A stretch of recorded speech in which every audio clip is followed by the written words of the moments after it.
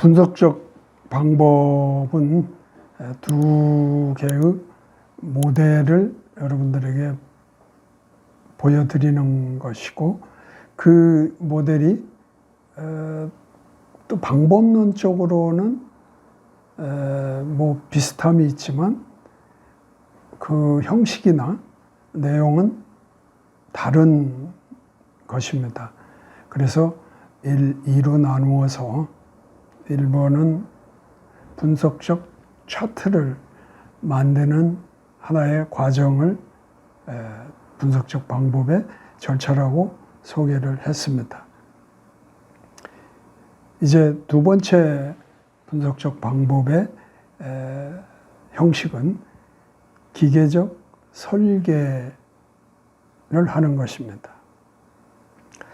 기계적 설계. 저 개인적인 그 경험이라고 해야 되겠죠. 개인적인 관점으로는 이 기계적 설계를 많이 사용해 왔고 하고 있습니다. 상당히 효과적인, 간단하면서도 매우 효과적인 그런 방법이라고 저는 여기고, 이것을 적극적으로 활용하고 있습니다. 물론 쉽게 접근하지 못하는 사람도 있습니다.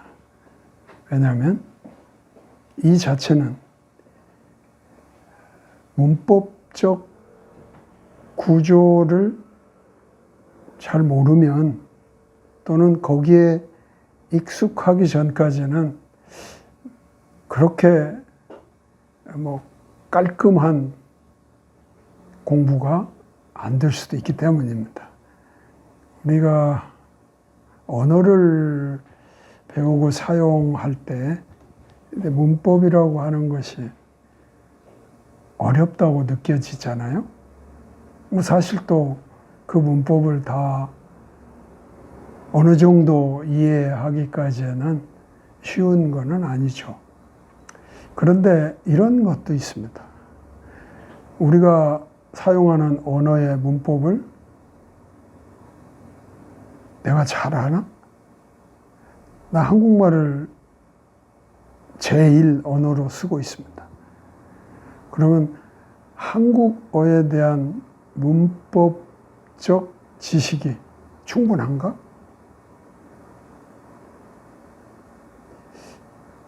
저 자신도 충분하지 못하다고 생각했습니다. 그렇죠. 충분하지 못하죠. 뭐 문법의 어떤 내용을 얘기해 보라면 아마 단 몇 분 하고 나면 더 할 게 없을 만큼 지식이 짧다는 걸 알 수 있습니다. 그 이유는 제가 깨달은 건 이겁니다.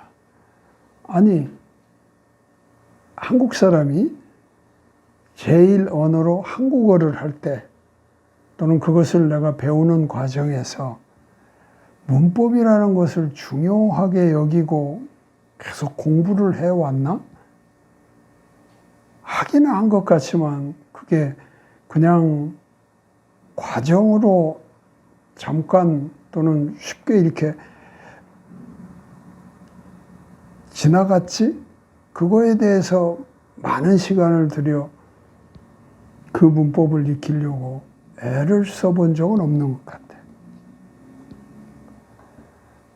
그리고 그것에 비해서 보통은 제2 외국어 내지는 제3 외국어인 우리가 영어를 공부할 때는 어때요?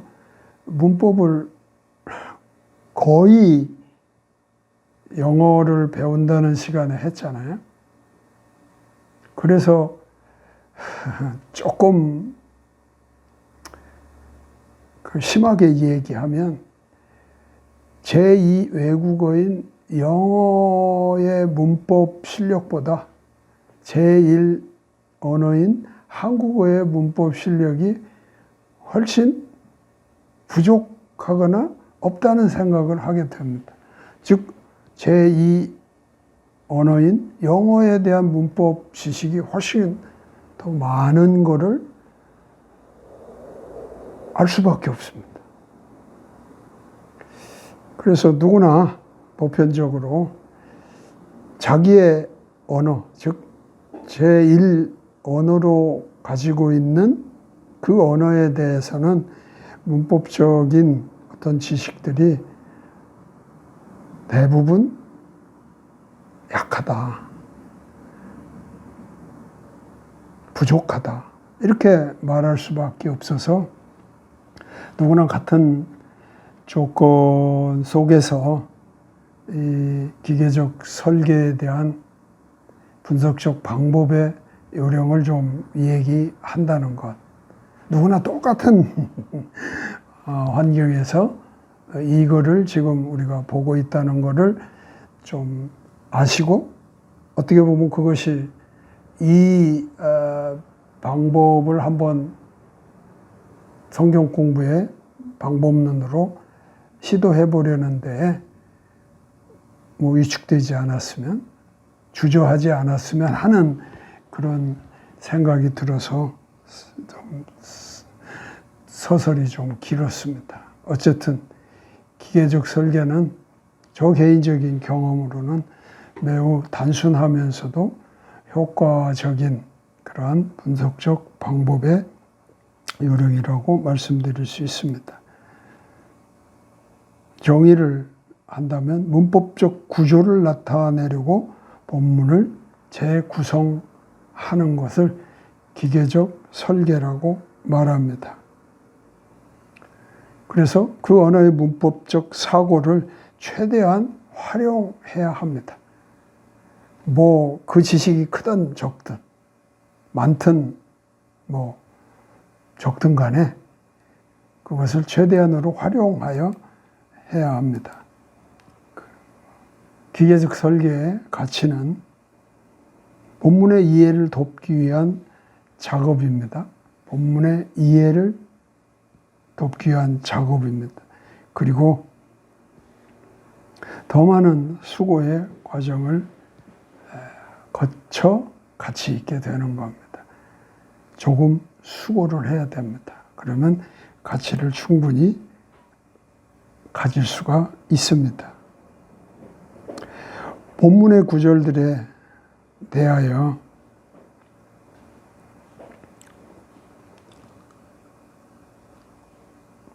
추상적이던 관계를 막연했던 그런 관계를 가시화하는 그러한 매우 큰 효과가 있습니다. 또 가치는 관찰과 해석을 견고하게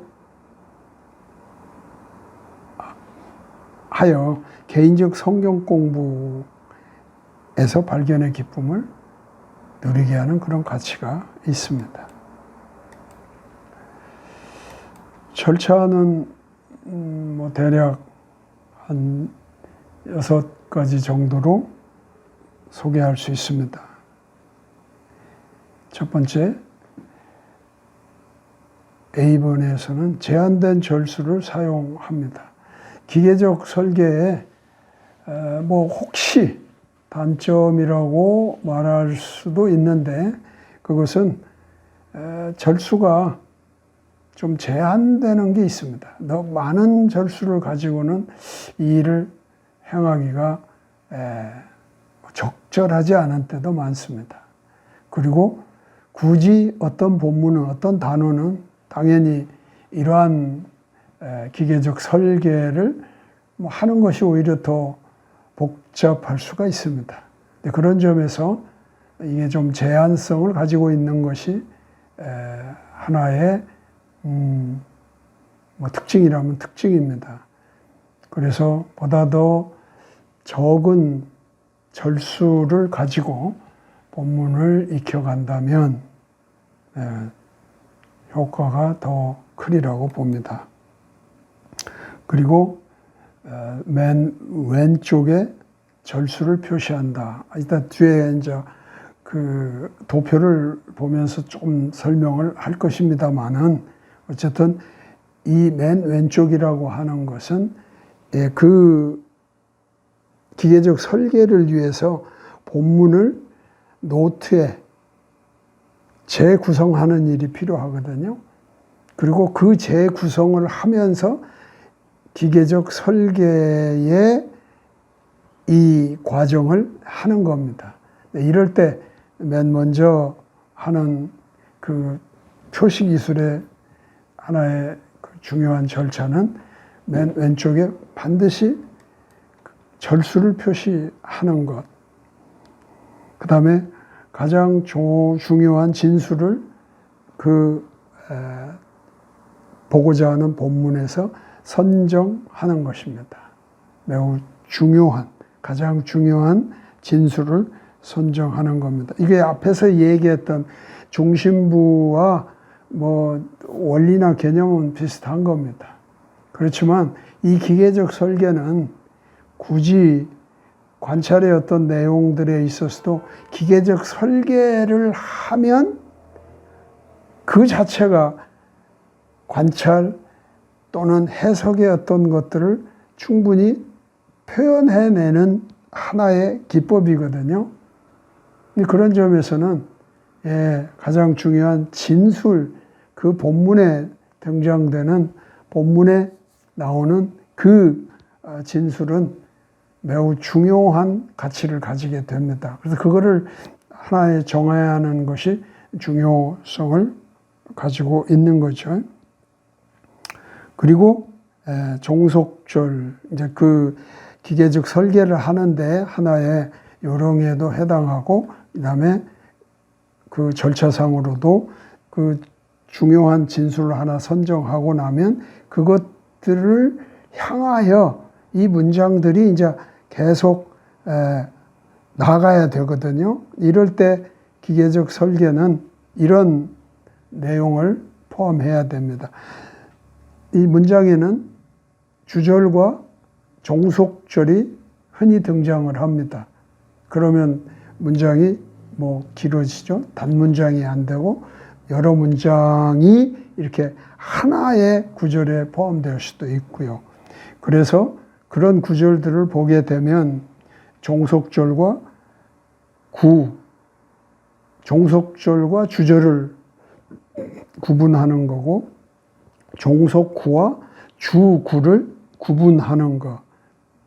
이것이 이렇게 그 구분되는 이 작업이 구분해 놓고 보면 굉장히 그 성경의 한 구절로 등장된 문장에서 느끼지 못했던, 이게 종속절이고 이게 주절이면 이 문장의 이해는 굉장히 쉽게 그걸 나누는 것으로만도 될 수가 있는 거죠.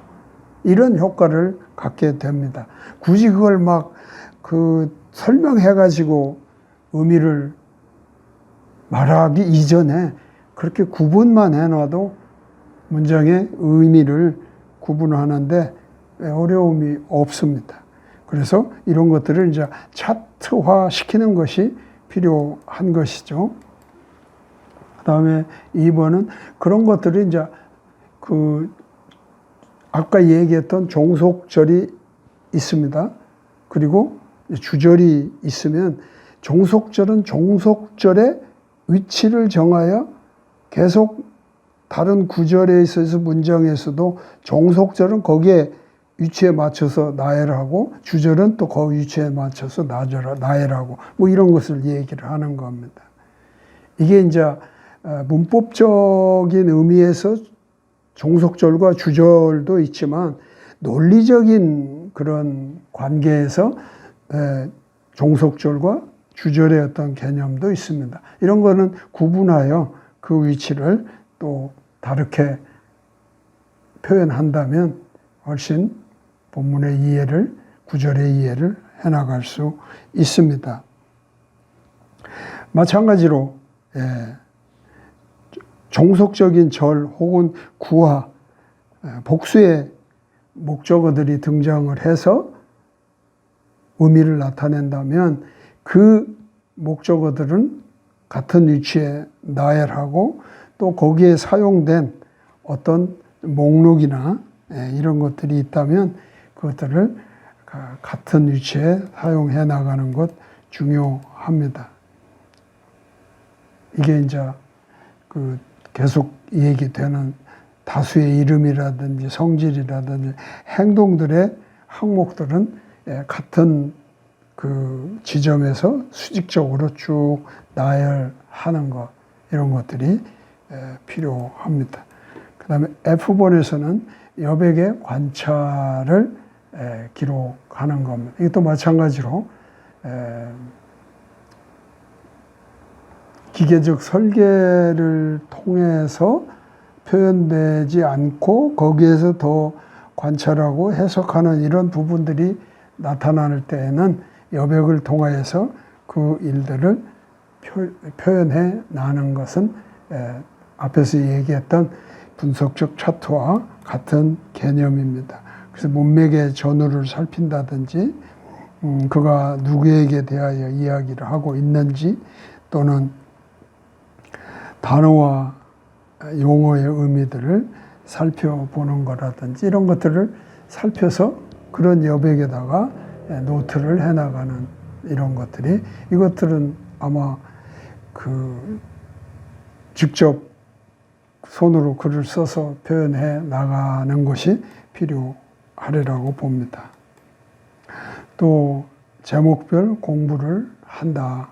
바로 이게 이제 분석적 방법이 또한 이 제목별 공부로 이어가는 아마 지점이 될 것이라고 봅니다.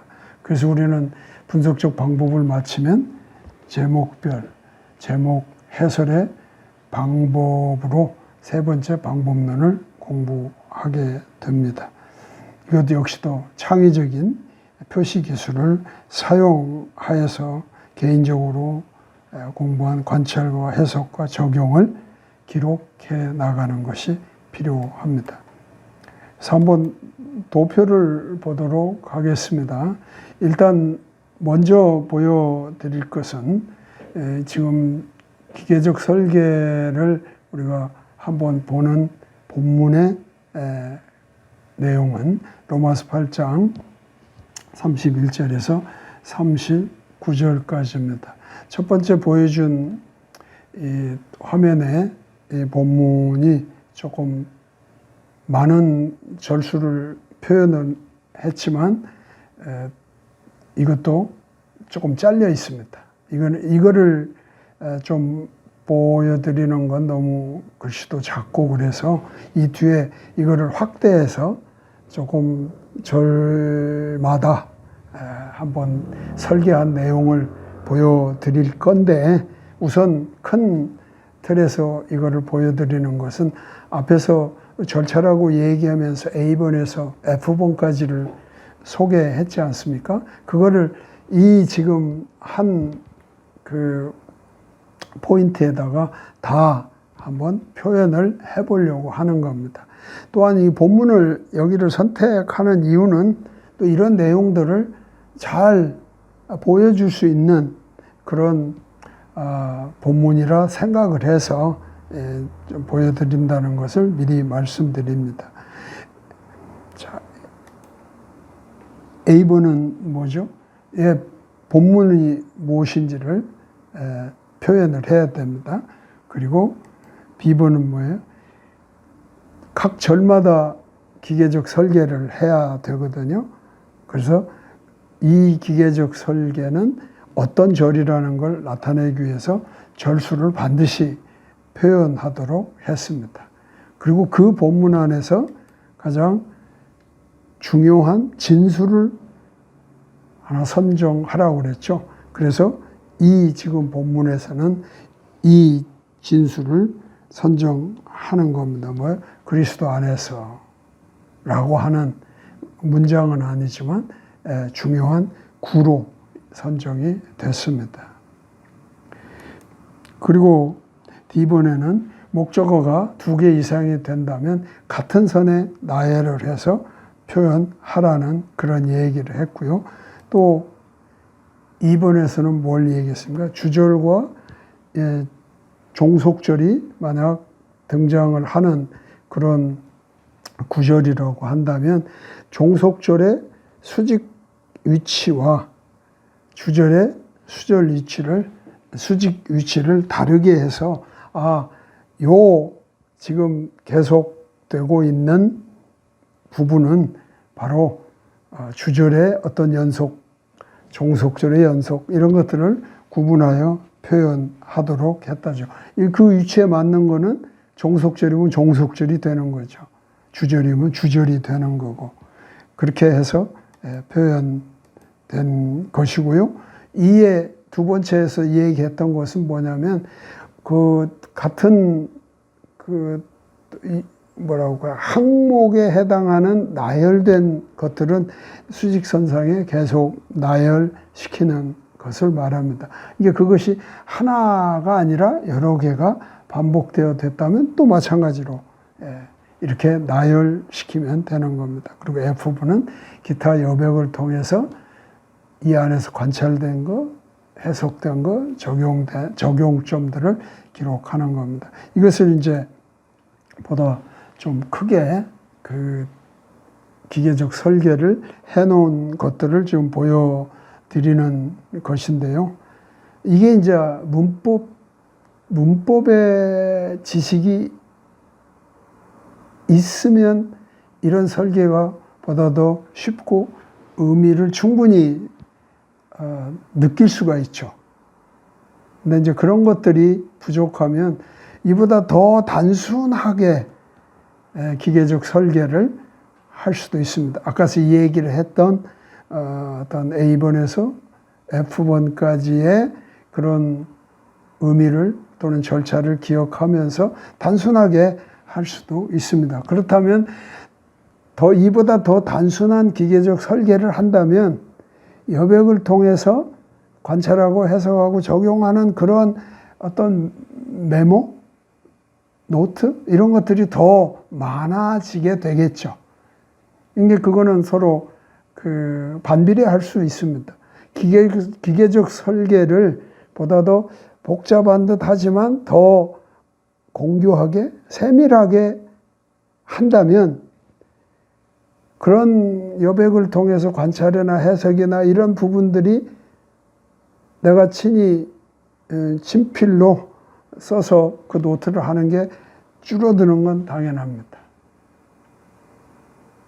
그래서 그다지 기계적 설계가 막 고도화될 그럴 사실 필연성은 없지만 그러나 이것들을 계속 활용하다 보면 훨씬 더 점점 발전을 하면서 더 나은 그러한 기계적 설계를 해나갈 수 있다는 것은 확실합니다. 본문의 표현의 A번이죠. 반드시 그 기계적 설계는 절에 맞추어서 하는 것이기 때문에 절수를 표현하는 것이 마땅히 있어야 되고 이런 지금 기계적 설계는 문법적 구조를 어느 정도 이해한 가운데서 지금 하고 있는 것입니다. 그래서 보면 만일 하나님께서 우리를 이렇게 어떤 단계들을 갖추는 것은 이 만일이라고 하는 이 종속절의 어떤 접속사에 지금 관련되어 하나님께서 우리를 이라고 하는 주어와 목적어를 분명히 뚜렷하게 보여줄 수 있는 그런 내용이라고 하는 거죠. 32절에서는 우리가 좀 더 여백들을 활용할 수 있도록 공간이 여기저기 보여지고 33절에서 35절까지 내용 안에서 보면 34절에 뭐가 되어 있습니까? 지금 여기에서 그리스도의 그리스도, 그리스도. 지금 문장은 다 다릅니다. 34절 안에 문장이 3개 등장하면서 지금 그리스도가 하나의 주어로서 지금 얘기되는 것이 반복적으로 설명되고 있다는 것. 이게 이제 그래서 이 한 문장에 3번의 같은 패턴에 반복되는 것이 등장한다는 것을 알 수 있게 기계적 설계를 한 겁니다. 같은 수직선상에 놓여 있지 않습니까? 그리고 35절에서 그리스도의 사랑에서, 사랑 안에서, 그리스도의 사랑에서 이렇게 중심 진술을 하나 선택을 한 거고, 보면 같은 반복되는, 물론 단어 자체가 반복됐다기보다 그 사용된 용어의 반복이 있다면 그걸 한 수직선상에 계속 기입하도록 그렇게 한 것입니다. 이게 이제 매우 중요한, 특별히 37절 같은 경우에는 지금의 이 기계적 설계로 본다면 한 문장입니다. 이게 지금 한 문장, 주절, 종속절 없이 한 문장으로 된 거를 구조적, 기계적 설계를 한다면 이렇게 된다는 것을 보여주고 있는 것입니다. 38절은 그 절 자체가, 아니 39절과는 결국은 또한 용어들로 쭉 설명되면서 이걸 나타내기 위해서 38절과 39절은 지금 언급되고 있다고 볼 수 있는 거죠. 이렇게 기계적 설계를 한다는 것을 보여드렸습니다. 이 기계적 설계도 분석적 방법의 한 패턴이라는 것을 말씀드리고, 개별적으로는 이게 매우 간단하면서도 상당한 그런 그 내용을 가진 풍부한 분석적 방법의 한 형식이라 말할 수 있습니다.